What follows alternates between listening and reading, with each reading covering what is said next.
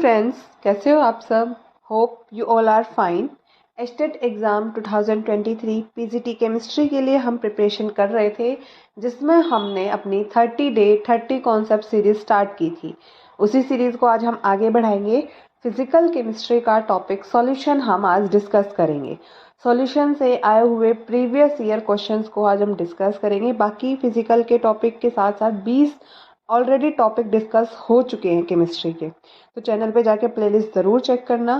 देखो, जैसे हमारे सॉल्यूशन से 2018 में क्वेश्चन आए हैं, बाकी 2018 में 3 क्वेश्चन आए हैं, 29 में हमारे 2019 में हमारे 2 क्वेश्चन आए हैं एंड 2020 में हमारे 2 क्वेश्चन, 21 में 1 क्वेश्चन एंड 2022 में भी 2 क्वेश्चन आए हैं हमारे। तो स्टार्ट करते हैं। 2018 हमारा पहला क्वेश्चन जो कि एड्जॉर्प्शन से है। एड्जॉर्प्शन हमारा 2 टाइप का होता है, physical adsorption and chemical adsorption. उसमें से है ये क्वेश्चन, देखते हैं। देखो, question number 105, which of the following is incorrect for chemisorption. Chemisorption के लिए कौन सी स्टेटमेंट हमारी जो है इनकरेक्ट है वो बतानी है हमें। पहला है, it is highly specific in nature. सबसे पहले तो देखो, हमारा एड्जॉर्प्शन 2 टाइप का होता है। जो केमिकल की वजह से एड्जॉर्प्शन हो उसको बोलेंगे केमिजॉर्प्शन, और जो फिजिकली हो उसको बोलेंगे हम फिजिकल एड्जॉर्प्शन या फिर फिजियोजॉर्प्शन। ठीक है। केमिकल ऑप्शन, जैसे हम एग्जांपल ले पेंट का। पेंट केमिकल्स है। पेंट की जो हम लेयर दीवार पे लगाते हैं तो वो हमारी दीवार का जो भी है स्टफ उसके साथ बॉन्ड बना लेता है और उस पर चिपक जाता है। फिजिकल एब्जॉर्प्शन, जैसे कि मैं एग्जांपल लूं चौक का। चौक ऑन बोर्ड, जिसकी हेल्प से हम लिखते हैं, चौक की हेल्प से, राइट। जैसे चौक बोर्ड पे चलता है तो वो रिमूव भी हो सकता है, उसके ऊपर हम मल्टीपल लेयर्स भी लगा सकते हैं, राइट।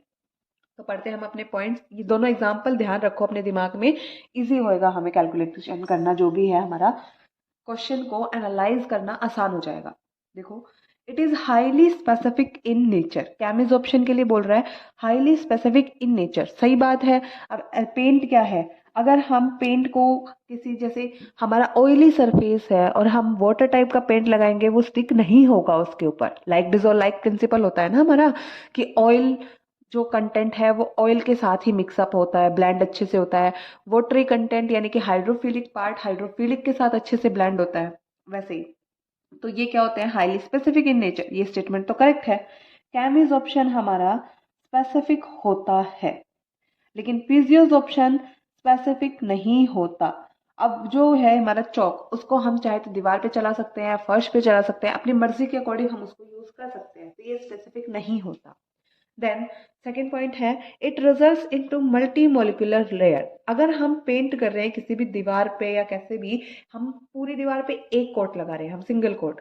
अगर कई बार क्या होता है, एक जगह पे डबल कोट लग गया तो वहां क्या फिनिशिंग चेंज हो जाती है ना हमारी। तो ये मल्टीपल लेयर की फॉर्मेशन नहीं करता। या फिर सिंपल हम देखो, नेल पेंट लगाती हैं लड़कियां, नेल पेंट की अगर हम 2 या 3 कोट एक साथ लगा दे तो वो क्या रफनेस आ जाती है ना नेल पेंट में, स्क्रैच पड़ जाता है इजीली, खराब जल्दी हो जाता है। तो मल्टीपल लेयर पे यहाँ पे जो बॉन्डिंग है वो अच्छी नहीं होती। तो कैमिज ऑप्शन मल्टी लेयर्स नहीं बनाता। ओके। जबकि फिजियोज ऑप्शन है, हम चौक से दीवार पे मल्टी लेयर बना सकते हैं आराम से, एक के ऊपर एक, एक के ऊपर एक, और कुछ खास दिक्कत भी नहीं आती। तो हमारा सेकंड करेक्ट आंसर है। इसने हमसे इनकरेक्ट स्टेटमेंट ही पूछी थी, सेकंड इनकरेक्ट है। केमिकल्स ऑप्शन में मल्टी मॉलिक्यूलर लेयर की फॉर्मेशन नहीं होती। ओके। बाकी के ऑप्शन भी रीड कर लेते हैं। It is caused by chemical bond formation, नाम में ही केमिकल है तो बॉन्ड तो बनेंगे केमिकल बॉन्ड, राइट। तो ये स्टेटमेंट करेक्ट है। इट इज इरिवर्सिबल, नहीं भाई, chemicals option reversible, sorry irreversible होता है हमारा, जबकि फिजिकल्स ऑप्शन रिवर्सिबल होता है। ओके। जैसे चौक से बोर्ड पे हमने लिखा, अगर हम उसको रब कर देते हैं उसकी डस्ट आ जाती है ना हमारे पास, अगर हम उसको मोल्ड करके दोबारा चौक बना सकते हैं, हम उसको रीयूज कर सकते हैं। फिजिकल्स ऑप्शन रिवर्सिबल होता है, केमिकल एड्सॉर्प्शन इरिवर्सिबल होता है। ओके। सेकेंड स्टेटमेंट हमारी इनकरेक्ट है, तो यही हमारा आंसर है। Option number 2 is the correct answer. ये था हमारा 2018 से आया हुआ क्वेश्चन नंबर 105, हमारा आज का पहला क्वेश्चन। नेक्स्ट है टाइप ऑफ कोलॉइडल से आए हुए क्वेश्चन। देखो ये एक अच्छे क्वेश्चन है, लगभग हर साल ये क्वेश्चन आ जाता है, 3 साल लगातार ये क्वेश्चन आए हैं। ये हमारे एनसीईआरटी क्लास 12th की एनसीईआरटी में एक टेबल दी हुई है, बस वो टेबल रीड करनी है आपको। देखो जैसे टेबल हमारी कुछ ऐसी दिखती है। हमारा जो पहला देखो 2 टाइप के हमारे पास इसमें है, जैसे हमारे पास होता है सोल्यूट। सोल्यूट को हम डालते हैं सॉल्वेंट के अंदर, सोल्यूट कम अमाउंट में, सॉल्वेंट ज्यादा अमाउंट में। यहाँ पे हम सोल्यूट को बोलते हैं डिस्पर्स फेज और सॉल्वेंट को बोलते हैं हम डिस्पर्स मीडियम। ठीक है, डिस्पर्स फेज सॉल्यूट के जैसा कम अमाउंट में, डिस्पर्स मीडियम सॉल्वेंट के जैसा होता है हमारे पास ज्यादा अमाउंट में। ओके, तो देखो यहाँ पे पहला है हमारे पास disperse phase solid, solid in solid. इनके बीच में हम अगर इन लगा लें तो ये अच्छे से आप ध्यान रख सकते हो, सॉलिड को सॉलिड के अंदर मिक्स करना। डिस्पर्स फेज भी सॉलिड, डिस्पर्स मीडियम भी सॉलिड, सॉलिड इन सॉलिड, तो हमारा बनेगा सॉलिड सोल। ये चीज आपको याद रखनी है कि इसका नाम हम क्या देंगे, सॉलिड सोल। फिर अगर हम मिक्स करेंगे सॉलिड इन लिक्विड तो हमारे पास बनेगा सोल। ठीक है, देन सॉलिड इन गैस बनाएगा एरोसोल। एक एक एग्जाम्पल याद रखना इनका, जैसे जैमस्टोन है, सोल का एग्जाम्पल है सॉलिड इन लिक्विड का पेंट। आपका सॉलिड इन गैस, गैस मतलब गैस ज्यादा अमाउंट में प्रेजेंट है, जैसे कि हमारे एनवायरनमेंट में गैसेस फैली हुई है, उसके अंदर अगर हम डस्ट पार्टिकल्स की फिलिंग कर दे, सैंड, क्ले या ऐसे पार्टिकल्स मिक्सअप हो जाते हैं तो वो फॉर्म करते हैं स्मोक या फिर डस्ट।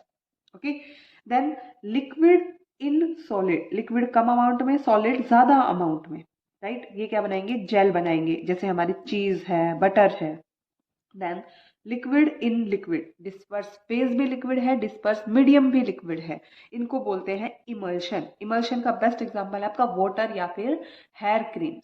देखो हमारे पास हेयर क्रीम्स जो आती है उनको हम बोलते हैं जेल, वो हमारे कॉमन नेम है, बट हमारी कोलाइडल फॉर्म में जेल का मतलब है लिक्विड इन सॉलिड, राइट।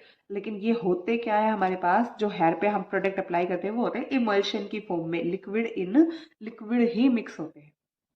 ठीक है, देन लिक्विड इन गैस, इसको बोलते हैं एरोसोल। एरोसोल जैसे इसका एग्जांपल ले हम फोग, जैसे सर्दियों में हमारे पास क्या होती है, एयर में ह्यूमिडिटी आ जाती है ना, हमारी धुंध, ओस गिरती है, जिसको हम देसी लैंग्वेज में ओस बोलते हैं, वो क्या है, और इंग्लिश में बोले तो उसी को फोग बोलते हैं, वो क्या है, एक एरोसोल का एग्जाम्पल है। नेक्स्ट देखो गैस इन सॉलिड, सॉलिड ज्यादा अमाउंट में है, गैस हमारा कम अमाउंट में, गैस एज ए सोल्यूट, इसको बोलेंगे सॉलिड सोल। ऊपर भी पढ़ के आए हैं हम, right. Solid sol for example pumice, pumice पत्थर होता है ना एक। Then gas in liquid, gas in liquid को बोलेंगे foam, for example froth, froth मतलब झाग, जो हम साबुन वगैरह यूज करते हैं, झाग आते हैं ना हमारे, वो क्या है, जब लिक्विड के अंदर गैसेस पार्टिकल ट्रैप हो जाए। ठीक है, इस टेबल की हेल्प से ये सारे क्वेश्चन करने बहुत इजी हो जाएंगे, ये तीनों चारों क्वेश्चन। देखो question number 118, question number 134 and 109, अगर आपको ये टेबल याद है तो बहुत इजीली आप इन क्वेश्चंस को कर पाओगे। देखो जैसे 2018 में आया हुआ क्वेश्चन नंबर 118 क्या कहता है, विच of the following is an example of solid solution, कौन सा सॉलिड सॉल्यूशन का एग्जाम्पल है। उसी टेबल में से क्वेश्चन है सॉलिड सॉल्यूशन, सॉलिड सॉल्यूशन का मतलब क्या है, डिस्पर्स फेज भी सॉलिड और डिस्पर्स मीडियम भी हमारा क्या होगा, सॉलिड, दोनों ही सॉलिड होने चाहिए। तो देखो camphor in nitrogen gas, gas दे दिया तो ये तो हमारा इनकरेक्ट आंसर हुआ। Glucose dissolve in water, glucose भी एक सॉलिड है और ये क्या है, लिक्विड, तो ये भी एग्जाम्पल गलत हो गया, दोनों सॉलिड होने चाहिए ना। Amalgam of mercury with sodium, ये दोनों क्या है, सॉलिड सॉलिड, तो ये सॉलिड सॉल्यूशन का एग्जांपल है। ऑप्शन नंबर 3 मेरा इसका correct answer, right. Solid sol मतलब amalgam of mercury with sodium, option number 3 is the correct answer. ये था 2018 में आया हुआ क्वेश्चन नंबर 118। नेक्स्ट है 2019 में आया है क्वेश्चन नंबर 134। देखो ये है क्वेश्चन नंबर 134 जो 2019 में आया था। The principle of emulsifying agent for OW emulsion, emulsion मतलब liquid in liquid, disperse phase भी लिक्विड, डिस्पर्स मीडियम भी लिक्विड, और ये क्या दिया है OW, OW का मतलब ऑयल इन वाटर, टाइप का मिक्सचर है ये, जिसमें हमसे पूछा गया है कि इसका प्रिंसिपल क्या है। लैम्बैक नहीं होता भाई, लॉन्ग चेन अल्कोहल्स भी नहीं होता, नेचुरल एंड सिंथेटिक सोप ये इसका करेक्ट आंसर है। जितने भी हमारे सोपी सॉल्यूशन है वो हाइड्रोफिलिक पार्ट भी कंटेन करते हैं, हाइड्रोफोबिक पार्ट भी कंटेन करते हैं। वो क्या है, एक बेस्ट एग्जाम्पल है ऑयल इन वाटर इमल्शन का। ओके, ऑप्शन नंबर 3 इसका क्या होगा, करेक्ट आंसर। मूव करते हैं नेक्स्ट क्वेश्चन पे। 2020 का क्वेश्चन नंबर 109 लिखते हैं। Hair cream is an example of which of the following type of colloid. कौन सी कोलाइड का एग्जाम्पल है? अभी अभी हम पढ़ के आए थे हेयर क्रीम को हम जर्नली बोलते हैं जेल, बट वो हमारे जेल कोलाइडल फॉर्म में जेल नहीं होते, वो क्या होते हैं, इमल्शन का एग्जाम्पल होते हैं, लिक्विड इन लिक्विड टाइप होते हैं, राइट। ऑप्शन नंबर 3 इसका क्या होगा, करेक्ट आंसर होगा। उस टेबल को ध्यान रखना, जरूरी नहीं है सेम क्वेश्चन रिपीट होए, बट उस टेबल से क्वेश्चन आता है भाई, वो आपकी किस्मत है, आपका लक है कि सेम रिपीट होता है कि डिफरेंट रिपीट होता है। ये था हमारा क्वेश्चन नंबर 109। नेक्स्ट देखते हैं, 2019 में आया हुआ है क्वेश्चन नंबर 146। हालांकि ये आपका उस टेबल से नहीं है, बस इसमें एक वर्ड यूज हुआ है इमल्शन। एक बार देख लेते हैं। Which of the following statement is correct for immersion? They can be diluted by dispersed liquid. देखो, डिस्पर्स लिक्विड से हम इनको डाइल्यूट कर सकते हैं, बट यहाँ पे तो दोनों ही फेज, डिस्पर्स मीडियम भी डिस्पर्स फेज भी दोनों ही लिक्विड होते हैं, तो ये तो कुछ स्पेसिफिक पॉइंट नहीं लगा मुझे। दे do not show Brownian movement, जितने भी कोलाइडल होते हैं वो ब्रोनियन मूवमेंट को शो करते हैं। देन देखो, they can be broken into constituents by centrifugating. नहीं भाई, ये ऑप्शन क्या है हमारा, गलत, सही आंसर है, sorry. They can be broken into constituent by centrifuging, ठीक है। नेक्स्ट देखो, they do not show Tyndall effect. नहीं भाई, जितने भी कोलॉइड है वो Brownian movement and Tyndall effect को तो शो करते ही हैं। सो इसका ऑप्शन नंबर 3 हमारा क्या होगा, करेक्ट आंसर, ठीक है। सेंट्रीफ्यूगेशन मतलब जैसे एक सेंटर पॉइंट के अराउंड उनको गोल गोल घुमाना, राउंड राउंड, तो इससे हम ऑयल एंड वाटर को अलग कर सकते हैं ना। तो ऑप्शन नंबर 3 हमारा इसका करेक्ट आंसर होगा। डिस्पर्स फेज, डिस्पर्स मीडियम को हम उससे अलग कर सकते हैं। नेक्स्ट अगर हम बात करें, क्वेश्चन नंबर 108 2018 में आया है। क्वेश्चन नंबर 108 हमारा नेक्स्ट टॉपिक है गोल्ड सोल, या फिर बोलें इसको कोगुलेटिंग पावर से रिलेटेड क्वेश्चन है ये हमारे। एक तो 108 और 2022 में आया है, 2020 में आया है क्वेश्चन नंबर 95।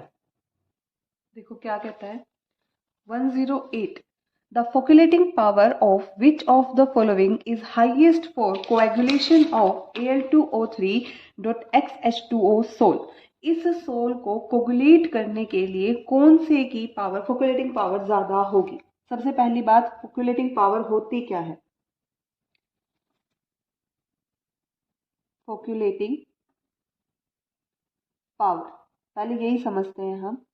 फोक्यूलेटिंग पावर हमारी होती है the amount of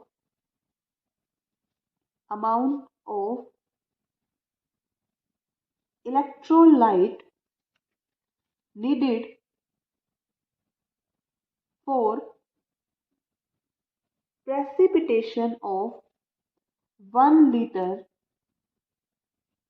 colloidal solution। ठीक है, मतलब हमें 1 लीटर कोलाइडल सॉल्यूशन का कोगुलेशन करने के लिए जितना अमाउंट इलेक्ट्रोलाइट का चाहिए वो क्या होगा, हमारी फोक्यूलेटिंग पावर होगी। और ये चीज ध्यान रखना, फोक्यूलेटिंग पावर, एफपी से लिख रही हूं मैं इसको, फोक्यूलेटिंग पावर हमारी इनवर्सली प्रोपोर्शनल होगी कोएगुलेशन पावर से, ठीक है। फोक्यूलेटिंग पावर हमारी इनवर्सली प्रोपोर्शनल होगी कोएगुलेशन पावर या फिर कोएगुलेशन से। कोएगुलेशन क्या होती है हमारी, देखो, more the negative charge, more is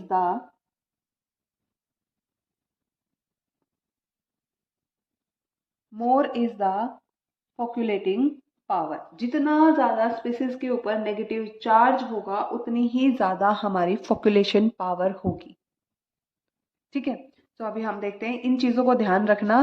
पहला, फोक्यूलेशन पावर और कोगुलेशन पावर एक दूसरे की इनवर्सली प्रोपोर्शनल होती है, और नेगेटिव चार्ज जितना ज्यादा होता है उतनी ही ज्यादा फोक्यूलेशन पावर होती है। देखो हमारे options, Al3 positive, positive charge है, ये नेगेटिव चार्ज है, ये भी नेगेटिव चार्ज, पॉजिटिव पॉजिटिव वाले ऑप्शन तो खत्म कर दो। पॉजिटिव चार्ज अगर है सारी स्पीसीज पे तो हमें कम से कम लेना है और नेगेटिव चार्ज हमें ज़्यादा से ज़्यादा लेना है। तो ये 2 नेगेटिव, ये 4 नेगेटिव।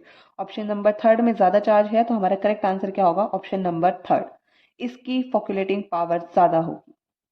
Okay, that's all.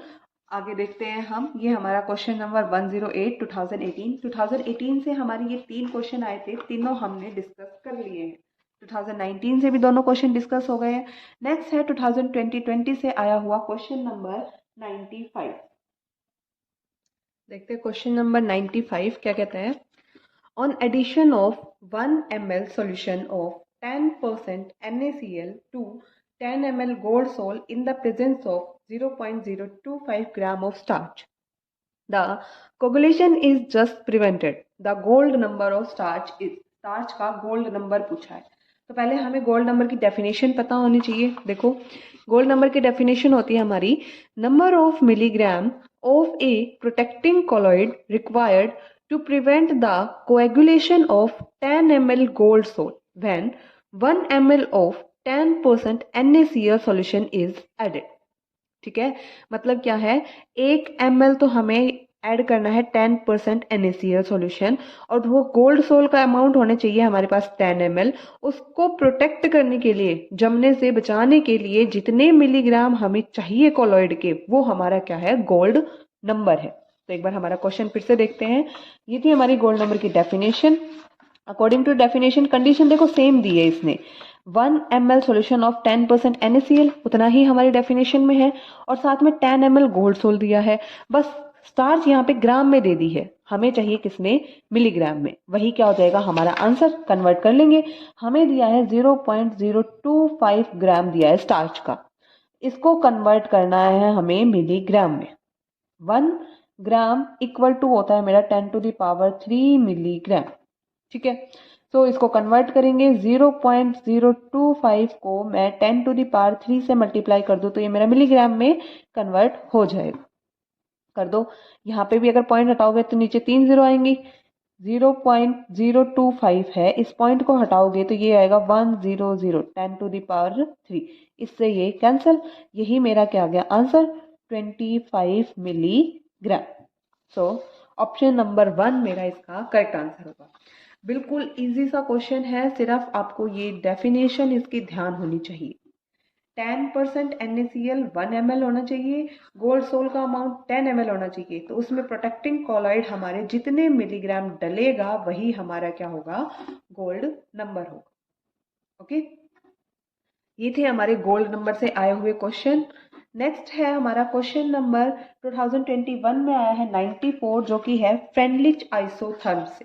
देखो question number 94, Freundlich adsorption isotherm is expressed as equation. हमसे डायरेक्ट इक्वेशन पूछ ली। फ्रेंडलिच एडजॉर्प्शन आइसोथर्म की इक्वेशन होती है मेरी x/m equals to k p⁻1/n, ये होती है। ठीक है, सो देखो ऑप्शन नंबर 4 मेरा इसका करेक्ट आंसर है। ठीक है, जिसमें x क्या है? x है मेरा मास ऑफ एडसॉर्बेंट। x क्या है? Mass of एडसॉर्बेंट। m क्या है? Mass of एडसॉर्बेट। k क्या है? k एक कांस्टेंट है, और n क्या है? n is also a constant. k जो कांस्टेंट है वो है मेरा फॉर एडसॉर्बेट, और ये है फॉर एडसॉर्बेंट n। ठीक है, और p है ये मेरा प्रेशर। ये है इन सारी टर्म्स की बात। और अगर बाई चांस आपसे पूछ लिया जाए कि फ्रेंडलिच एडजॉर्प्शन का प्लॉट जो कि हम ग्राफ बनाते हैं वो किस किस के बीच में बनता है, प्लॉट बनता है x/m वर्सेस p, प्रेशर के अगेंस्ट। ठीक है, ये था हमारा question number 94। Option number 4 is the correct answer. That's all. अब है 2022 में 2 क्वेश्चन आए हैं, और ये दोनों ही क्वेश्चन हमारे आए हैं सरफेस केमिस्ट्री के हैं, लेकिन आए हैं किससे टॉपिक से? कोलिगेटिव प्रॉपर्टीज से आए हैं ये क्वेश्चन। तो देखते हैं हम क्वेश्चन नंबर 106। क्वेश्चन नंबर 106 क्या कहता है, 18 gram of glucose is dissolved in 1 kg of water. At what temperature will water boil at 1.013 bar? और kb की वैल्यू दे दी। मतलब ये क्या है, एलिवेशन इन बॉइलिंग पॉइंट का क्वेश्चन है। तो सॉल्व करते हैं हम इस क्वेश्चन को। एलिवेशन इन बॉइलिंग पॉइंट से है हमारा क्वेश्चन। इजी सा क्वेश्चन है, कुछ भी नहीं करना है इसमें ज्यादा।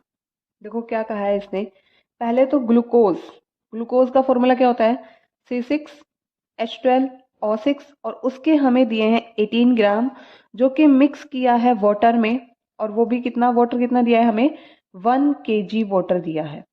ठीक है, वाटर का फॉर्मूला तो हमें पता ही है, H2O होता है। इन दोनों को मिक्स किया है इसने, और Kb की वैल्यू दे दी है।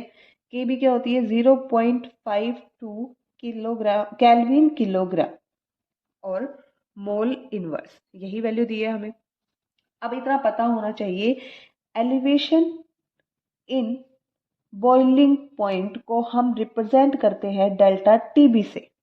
फॉर्मूला क्या होता है इसका, डेल्टा टीबी इक्वल्स टू होता है के बी इंटू एम। के बी क्या है, कांस्टेंट है, और एम क्या है, मेरी मोलैलिटी। राइट, अब मोलैलिटी हमें निकालनी पड़ेगी, के बी तो दिया है, एम नहीं दिया है। मोलैलिटी एम क्या होती है, number of moles of solute. ध्यान रखना यहाँ मोलैलिटी है, मोलैरिटी नहीं है। मोलैलिटी में क्या होता है, divide by mass of solvent.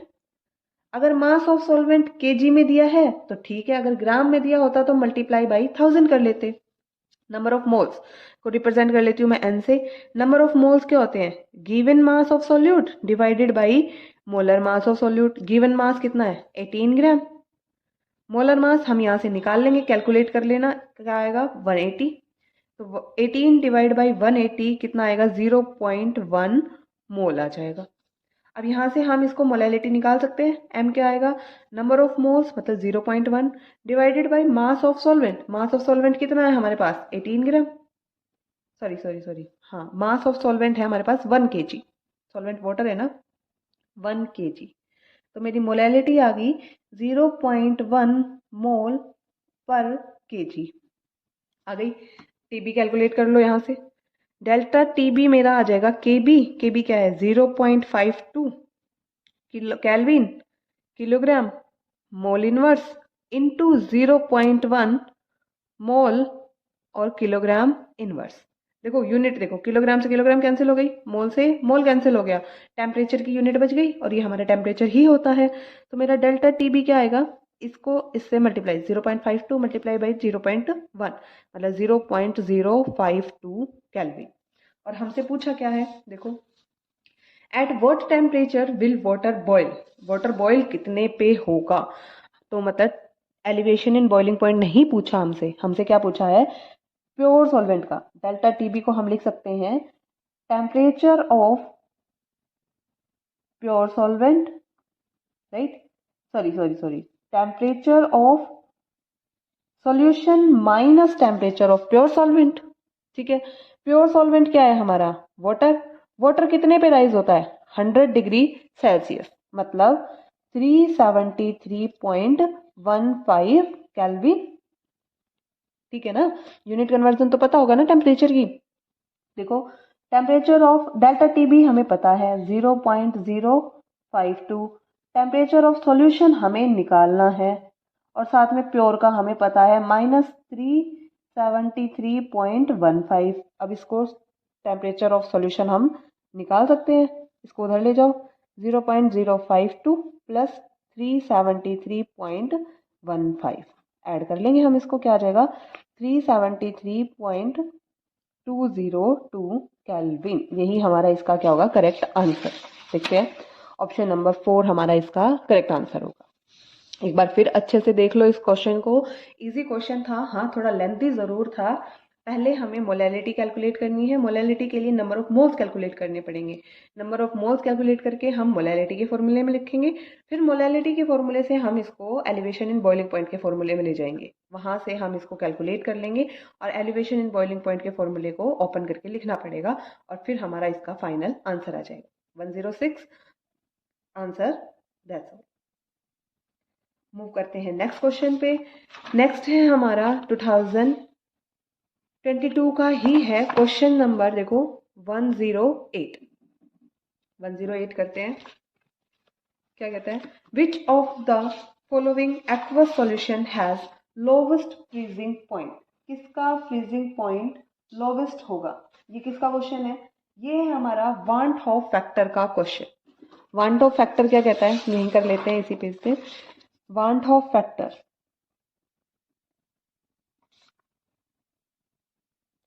Symbol होता है इसका आई, रिप्रेजेंट करते हैं। जो वांट ऑफ फैक्टर है वो हमारा डायरेक्टली प्रोपोर्शनल होता है डिप्रेशन इन फ्रीजिंग पॉइंट के। ये क्या है, डिप्रेशन इन फ्रीजिंग पॉइंट, और इनवर्सली प्रोपोर्शनल होता है फ्रीजिंग पॉइंट के। ध्यान रखना, ये डिप्रेशन इन फ्रीजिंग पॉइंट है और ये फ्रीजिंग पॉइंट है, ठीक है। और आई, जितने ज्यादा नंबर ऑफ आयंस में हमारा सब्सटेंस डिसोसिएट हो सकता है उतना ही हमारा आई होगा। More the number of ions more is the value of I, ठीक है। तो अभी देखो हमें पहला ऑप्शन दिया है ग्लूकोज। ग्लूकोज एक ऑर्गेनिक मॉलिक्यूल है और हमें पता है ऑर्गेनिक मॉलिक्यूल पूरे कंप्लीटली डिसोसिएट नहीं होते। नेक्स्ट है NaCl, ये डिसोसिएट होगा Na पॉजिटिव और Cl नेगेटिव में। Then sucrose, sucrose is also an organic molecule जो कि कंप्लीटली डिसोसिएट नहीं होगा। नेक्स्ट है BaCl2, ये टूटेगा Ba2 पॉजिटिव में और 2Cl नेगेटिव में। यहाँ पे आयंस है कितने, 2, यहाँ पे कितने हैं, 3। ज्यादा आयंस मतलब ज्यादा वैल्यू ऑफ आई, आई की वैल्यू ज्यादा मतलब डिप्रेशन इन फ्रीजिंग पॉइंट ज्यादा but freezing point lowest. Freezing point lowest मतलब यही हमसे पूछा था। Option number 4 is the correct answer. That's all for today. बाकी के क्वेश्चन हम नेक्स्ट वीडियो में डिस्कस करेंगे। चैनल को लाइक शेयर एंड सब्सक्राइब करते रहना। इस सीरीज में हमने अब तक इनऑर्गेनिक केमिस्ट्री और ऑर्गेनिक केमिस्ट्री के सारे कॉन्सेप्ट डिस्कस कर लिए हैं। अभी हमारे चल रहे हैं फिजिकल के क्वेश्चन। इसमें भी 5 या 6 वीडियोज आपके और बनेंगे। बाकी आपका पूरा एस्टेट का सिलेबस ऑलमोस्ट कवर हो चुका है। Thank you.